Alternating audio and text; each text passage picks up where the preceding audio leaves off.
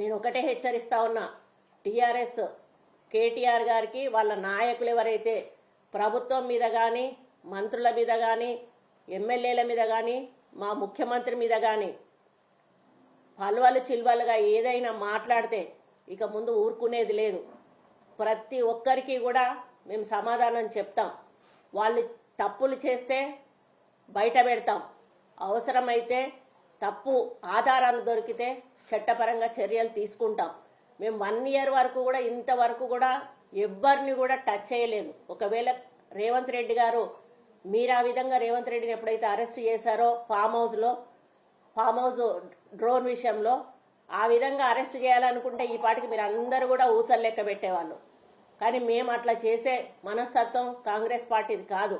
ఏదున్నా కూడా చట్టబద్ధంగా ముందుకెళ్ళి ఆధారాలు సేకరించి అవి నిరూపితమైన తర్వాతనే ఈరోజు మేము నిర్ణయాలు తీసుకుంటా ఉన్నాం.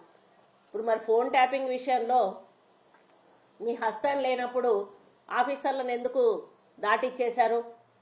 మరి చాలామంది యూట్యూబర్లను ఇక్కడ తెలంగాణలో పెట్టి మరి యూట్యూబ్ నడిపించకుండా యుఎస్ఏలలో యూకేలలో పెట్టి ఎందుకు నడిపిస్తూ ఉన్నారు?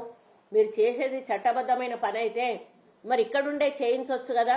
అంటే మీకు తెలుసు మీరు చేసేదంతా కూడా చట్టబద్ధం కాదు, ఇది తప్పు అని తెలిసి కూడా ఆ పిల్లల్ని తప్పుదోవల నడిపించేసి వాళ్ళ కుటుంబాలను ఈరోజు ఇబ్బంది పెడుతున్నటువంటి సందర్భం.